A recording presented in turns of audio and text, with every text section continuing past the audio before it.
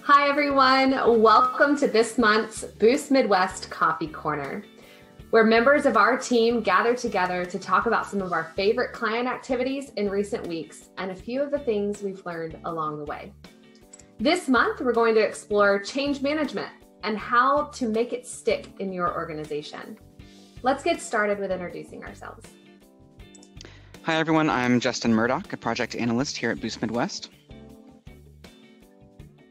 Hi, I'm Rachel Villafane. I am a project coordinator at Boost Midwest. And I am Nikki Fogg. I am a marketing specialist with Boost Midwest. And I'm Marie Stacks, president at Boost Midwest, and we're excited to have you here with us today.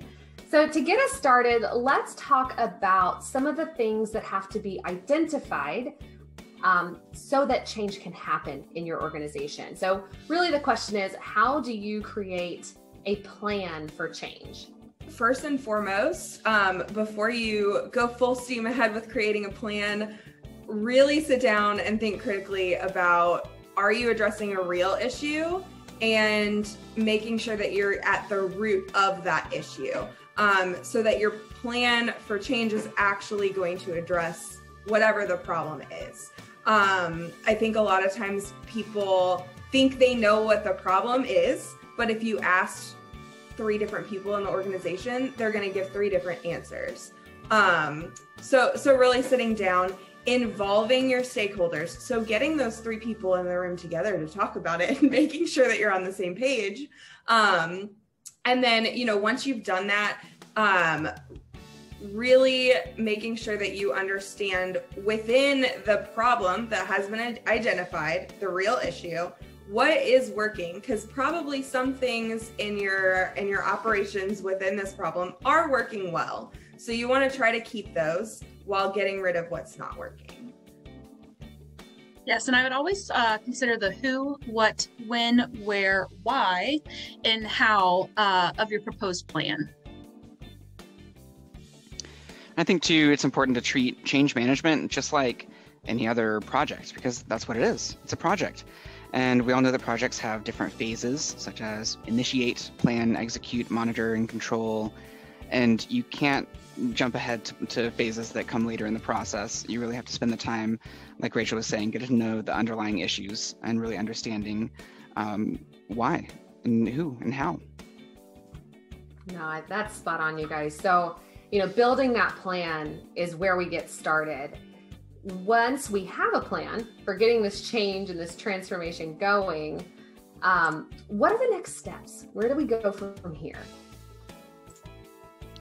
I think one of the first key steps is making sure that all team members understand why the change is needed. So this goes back to understanding the need. Like Rachel said, different people have different perspectives on what the problem is.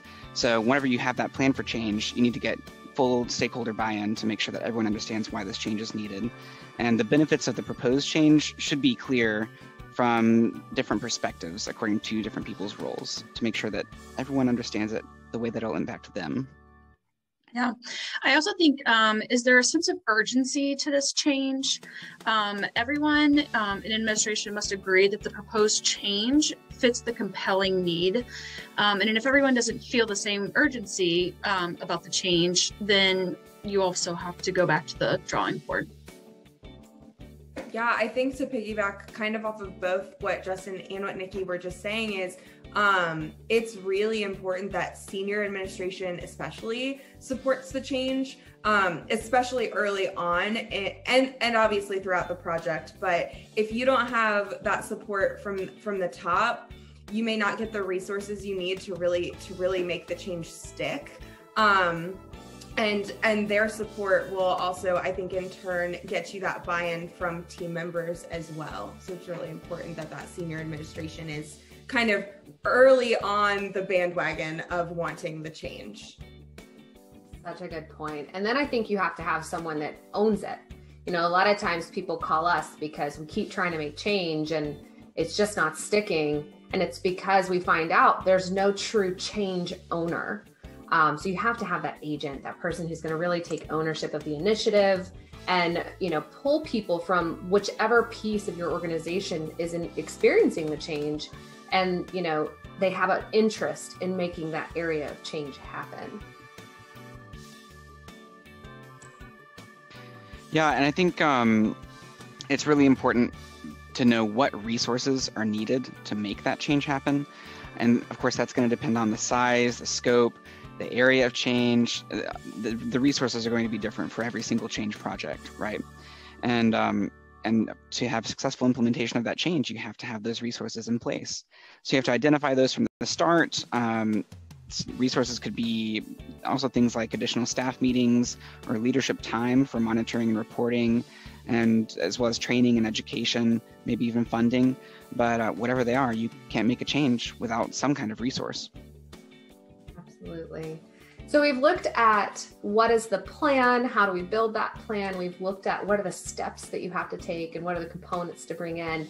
What are some of the barriers to change that we've seen or that our clients are experiencing?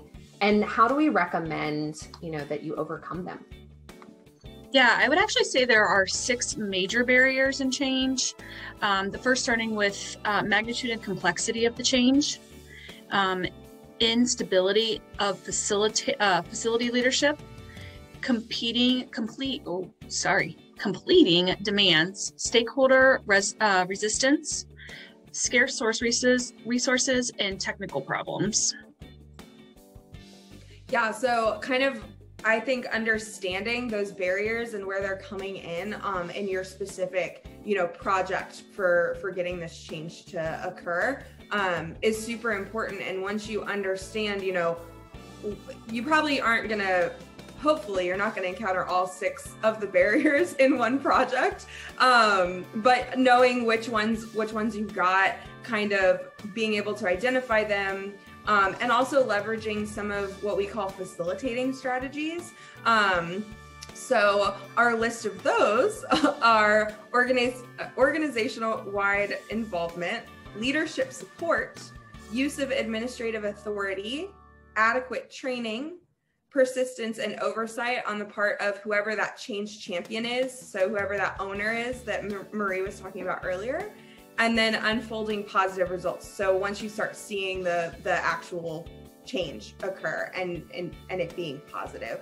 So, understanding those 6 big barriers to change, which ones are you dealing with, and then really using and leveraging those facilitating strategies that I just talked about to kind of combat those barriers. Yeah, and just to kind of bring those examples home, we've seen a few scenarios, especially the point that Rachel just made about leadership support is so important, and having senior administration that supports whatever change needs to be made can really make or break a change project. And we've seen scenarios where maybe an organization wants to make a change, but the senior administration does not take an active role in guiding that change forward, and nothing ever happens. And alternatively, we've perhaps I can think of a scenario where we've proposed a change, and the senior administration says right away, no, that'll never work. And in some ways, that's a little bit better, because they're helping you identify the needs and limits of their organization. And then you're not stuck trying to make a change that'll never actually take place if you don't have that engagement. So all those facilitating strategies are really important.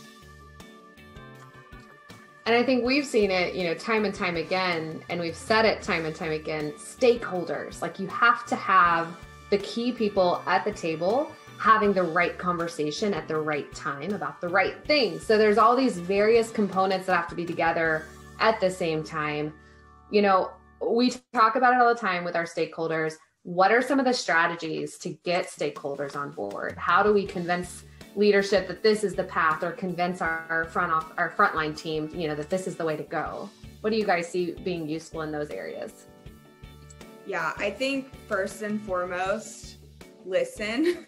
It's really about engaging the team members, all the stakeholders in every single stage of the process, and listening to their concerns, and then actually responding to those concerns. And in some ways it might be like, I hear you, this change is going to disrupt something in what you are currently doing.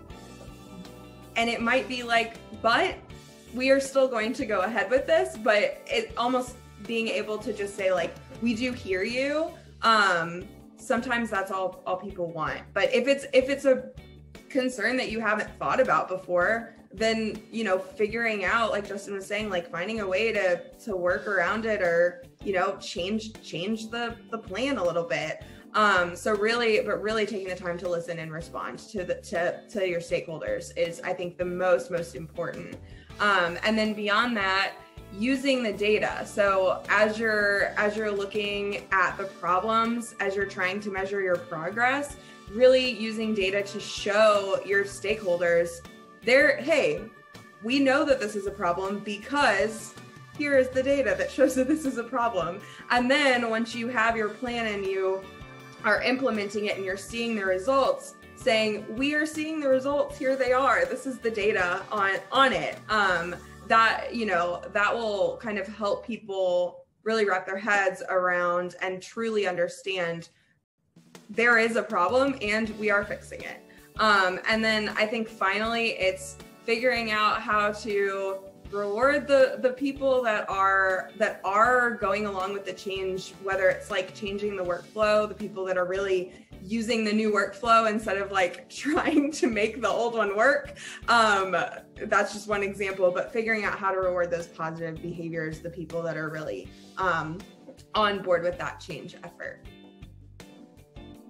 And this is really, I just kind of want to reiterate Rachel's point about using data and actually monitoring the implementation of your change.